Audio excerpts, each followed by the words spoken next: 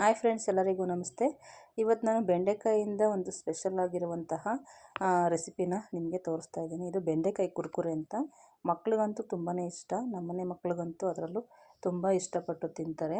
ನೋಡಿ ಯಾವ ರೀತಿ ಇಷ್ಟಪಟ್ಟು ತಿಂತಾನೆ ನನ್ನ ಮಗ ಅಂತಂದರೆ, ತಗೊಂಡೋಗಿ ಅಣ್ಣನಿಗೂ ಕೊಡಲ್ಲ, ಆ ರೀತಿ ತಿಂತಾನೆ. ಅದು ವೀಡಿಯೋ ಮಾಡಬೇಡ ಅಂತ ಹೇಳ್ತಾನೆ. ಹೇಗಿದೆ ಅಂತ ಕೂಡ ಟೇಸ್ಟ್ ಮಾಡಿ ಹೇಳ್ತಾನೆ. ನೋಡಿ ತುಂಬ ಇಷ್ಟ. ತುಂಬಾ ಹಿಂಸೆ ಮಾಡಿ ನನಗೆ, ಈಗಂತೂ ಫ್ರೀ ಇಲ್ಲ ನಾನು, ಅದರಲ್ಲೂ ಹಿಂಸೆ ಮಾಡಿ ನನಗೆ ಮಾಡಿಸ್ಕೊಂಡ್ರು. ಇದನ್ನು ಯಾವ ರೀತಿ ಮಾಡೋದು ಅಂತ ನೋಡೋಣ. ಮೊದಲನೇದಾಗಿ ಎಳೆದಾಗಿರುವಂಥ ಬೆಂಡೆಕಾಯಿನ ತೊಗೋಬೇಕು. ನಾಟಿ ಆದರೂ ಆಗ್ಬೋದು, ಫಾರಮ್ ಆದರೂ ಆಗ್ಬೋದು. ಇದರಲ್ಲಿರೋ ಬೀಜನೆಲ್ಲನೂ ಬೇರೆ ಮಾಡ್ಕೋಬೇಕು. ಹಾಗೆ ಬೆಂಡೆಕಾಯಿನ ಈ ರೀತಿ ಸಣ್ಣ ಸಣ್ಣದಾಗಿ ಕಟ್ ಮಾಡ್ಕೋಬೇಕು. ತೊಟ್ಟನೆಲ್ಲ ಕಟ್ ಮಾಡಿಬಿಟ್ಟು ಈ ರೀತಿ ಸಣ್ಣ ಸಣ್ಣದಾಗಿ ಕಟ್ ಮಾಡಿ ಬೀಜನೆಲ್ಲ ಬೇರೆ ಮಾಡಿಕೊಂಡು ತುಂಬಾ ಚೆನ್ನಾಗಿರುತ್ತೆ. ಒಟ್ಟಿನಲ್ಲಂತೂ ಇದು ತಿನ್ನೋದಕ್ಕೆ ಸ್ನ್ಯಾಕ್ಸ್ ಟೈಮಲ್ಲಂತೂ ಸಣ್ಣ ಸಣ್ಣದಾಗಿ ನೋಡಿ ಕಟ್ ಮಾಡ್ಕೊತಾ ಇರಬೇಕು. ಈ ರೀತಿ ಬೀಜನೆಲ್ಲ ತಕ್ಕೋಬೇಕು. ಬೀಜ ಎಣ್ಣೆಗೆ ಹಾಕ್ದಾಗ ಏನಾಗುತ್ತೆ, ಒಂಥರ ಸೀದೋಗಿರೋ ಥರ ಆಗ್ಬಿಡುತ್ತೆ. ಆದ್ದರಿಂದ ಬೀಜನೆಲ್ಲ ತಕ್ಕೋಬೇಕು. ಎಲ್ಲವನ್ನು ನಾನು ಈ ರೀತಿ ಸಣ್ಣ ಸಣ್ಣದಾಗಿ ಕಟ್ ಮಾಡ್ತಾಯಿದ್ದೀನಿ. ನಮ್ಮನೇಲಿ ನಾನೊಂದು ಸಾರಿ ಮಾಡಿದ್ದೆ, ನಮ್ಮ ಮಕ್ಳಿಗೆ ತುಂಬಾ ಇಷ್ಟ ಆಯಿತು. ಆದ್ದರಿಂದ ಇನ್ನೊಂದು ಸಾರಿ ನನ್ನ ತಮ್ಮ ಬೆಂಡೆಕಾಯಿ ತಂದು ಕೊಟ್ಟಿದ್ದು ತೋಟದಲ್ಲಿದ್ದಿದ್ದನ್ನ. ಆವಾಗ ಮಾಡಮ್ಮ ಅಂತ ಹೇಳ್ತಾಯಿದ್ರು. ಟ್ಯೂಷನ್ನಿಂದ ಬರೋ ಅಷ್ಟರಲ್ಲಿ ಮಾಡಮ್ಮ ಅಂತಂದರು. ನಾನು ಆದರೂ ಮಾಡಿರಲಿಲ್ಲ. ಬಂದಮೇಲೆ ಬೇಜಾರು ಮಾಡಿಕೊಂಡ್ರು, ಮಾಡಲಿಲ್ಲ ಅಂತ ಅಂದ್ಬಿಟ್ಟು ಅದಕ್ಕೋಸ್ಕರ ಮಾಡ್ತಾಯಿದ್ದೀನಿ. ಈಗೆಲ್ಲ ಇದಕ್ಕೆ ನಾನು ಅಕ್ಕಿ ಹಿಟ್ಟನ್ನು ಜಲ್ರಿ ಮಾಡಿ ಹಾಕೋತಾ ಇದ್ದೀನಿ. ಸ್ವಲ್ಪನೇ ಮಾಡ್ತಾಯಿದ್ದೀನಿ ಮಕ್ಕಳಿಗೆ ಅಂತ. ಅದ್ರ ಜೊತೆಗೆ ಕಡಲೆ ಹಿಟ್ಟು ಹಾಕೋತಾ ಇದ್ದೀನಿ. ಎಷ್ಟು ಬೇಕೋ ಅಷ್ಟು ಕೂಡ ಮಾಡ್ಕೋಬೋದು ನಾವು.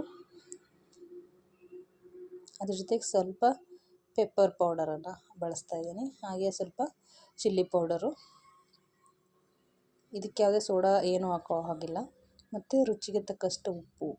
ಇಷ್ಟನ್ನು ಸ್ವಲ್ಪನೇ ನೀರನ್ನು ಹಾಕ್ಕೊಂಡು ಮಿಕ್ಸ್ ಮಾಡ್ಕೋಬೇಕು ಫ್ರೆಂಡ್ಸ್.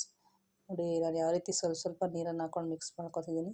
ಇದೇ ರೀತಿ ನಾನು ಒಂದು ತಟ್ಟೆಗೆ ಹಾಕ್ಕೊಂಡಿದ್ದೀನಿ. ಯಾಕಂದರೆ ಕಲಸಿಟ್ಟರೆ ಚೆನ್ನಾಗಿ ಕೋಟಿಂಗ್ ಆಗಬೇಕು. ಆದ್ದರಿಂದ ಇದಕ್ಕೆ ಮೊಟ್ಟೆ ಆ ಥರದ್ದೇನು ಹಾಕೋ ಹಾಗಿಲ್ಲ.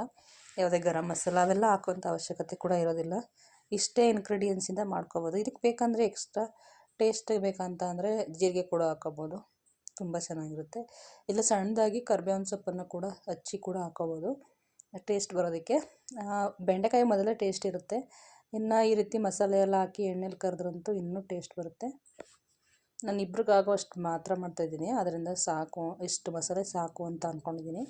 ಈಗ ನೋಡಿ ಇದನ್ನೆಲ್ಲ ಚೆನ್ನಾಗಿ ಕಲಸಿಟ್ಕೊಂಡ ನಂತರ ಈಗ ಬೆಂಡೆಕಾಯಿನೆಲ್ಲ ಕಟ್ ಮಾಡಿ ಇಟ್ಕೊಂಡಿದ್ನಲ್ಲ, ಇದನ್ನು ಹಾಕೋತಾ ಇದ್ದೀನಿ.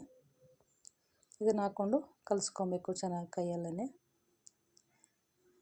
ಬೇಕಂದರೆ ನಾವು ಮಿಕ್ಸ್ ಮಾಡ್ಕೊಂಡಿರುವಂತಹ ಮಸಾಲೆಗೆ ಸ್ವಲ್ಪ ನೀರು ಹಾಕ್ಕೊಂಡು ನೀಟಾಗಿ ಕಲಿಸ್ಕೊಬೇಕಾಗುತ್ತೆ. ಕಲಿಸ್ಕೊಂಡು ಒಂದು 10 ನಿಮಿಷ ಇದನ್ನು ಈಚೆಗಡೆನೇ ಸ್ವಲ್ಪ ನೆನೆಯೋದಕ್ಕೆ ಇಟ್ಕೋಬೇಕು. ಮಸಾಲೆ ಎಲ್ಲ ಚೆನ್ನಾಗಿ ಇಟ್ಕೋಬೇಕು. ಆದ್ದರಿಂದ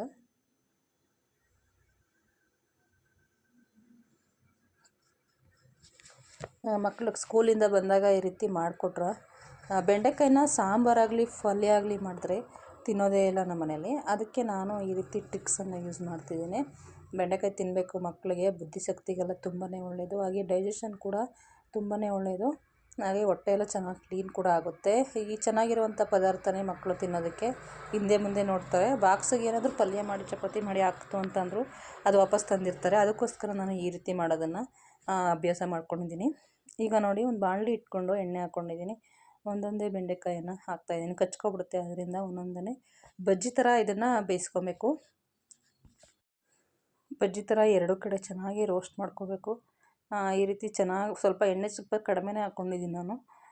ಯಾಕಂದರೆ ಸ್ವಲ್ಪ ಇದು ಲೋಳೆ ಅಂಶ ಇರುತ್ತಲ್ಲ, ಅದೆಲ್ಲ ಎಣ್ಣೆಗೆ ಸ್ವಲ್ಪ ಮಿಕ್ಸ್ ಆಗುತ್ತೆ. ಅದರಿಂದ ಸ್ವಲ್ಪನೇ ಹಾಕ್ಕೊಂಡು ಕರ್ಕೋತಾ ಇದ್ದೀನಿ ನಾನು. ಒಂಥರ ಕುರ್ಕುರೆ ಥರ ಇರುತ್ತೆ. ಇದು ಬೆಂಡೆಕಾಯಿ ಕುರ್ಕುರೆನೇ. ಇದು ಕುರ್ಕುರೆ ಥರ ಚೆನ್ನಾಗಿರುತ್ತೆ ಫ್ರೆಂಡ್ಸ್. ಒಂಥರ ನೋಡಿ ಯಾವ ರೀತಿ ಬಂದಿದೆ ಅಂತ. ಮಕ್ಕಳು ಮನೇಲಿ ಬೆಂಡೆಕಾಯಿ ತಿಂದಿಲ್ಲ ಅಂದರೆ ಈ ರೀತಿ ಮಾಡ್ಕೋಬೋದು. ಹಾಗೆ ಎಣ್ಣೆ ಕೂಡ ಜಾಸ್ತಿ ಎಳ್ಕೊಳ್ಳೋದಿಲ್ಲ. ಇದು ತುಂಬಾ ಈಸಿಯಾಗಿ ಕೂಡ ಮಾಡ್ಬೋದು. ಆದರೆ ಬೆಂಡೆಕಾಯಿ ಕಟ್ ಮಾಡೋದಕ್ಕೆ ಸ್ವಲ್ಪ ಟೈಮ್ ಹಿಡಿಯುತ್ತೆ ಅಷ್ಟೇ. ಎಲ್ಲವನ್ನು ಬೇಯಿಸ್ಕೊಂಡ ನಂತರ ಬೆಂಡೆಕಾಯಿ ಕುರ್ಕುರೆ ರೆಡಿಯಾಗುತ್ತೆ. ಈ ಟೀ ಜೊತೆಲಿ ಕಾಫಿ ಜೊತೆಲಿ ಕೊಡ್ಬೋದು ಮಕ್ಕಳಿಗೆಲ್ಲ, ದೊಡ್ಡವ್ರಿಗೆಲ್ಲ ತಿನ್ನೋದಕ್ಕೂ ತುಂಬಾ ಚೆನ್ನಾಗಿರುತ್ತೆ. ನೋಡಿದ್ರಲ್ಲ ಫ್ರೆಂಡ್ಸ್, ಯಾವ ರೀತಿ ಬೆಂಡೆಕಾಯಿಂದ ಒಂದು ರೆಸಿಪಿನ ತೋರಿಸ್ತೆ ಅಲ್ವಾ. ತುಂಬ ಚೆನ್ನಾಗಿತ್ತು. Thank you so much. Video ನೋಡಿದ್ದಕ್ಕೆ ಧನ್ಯವಾದಗಳು.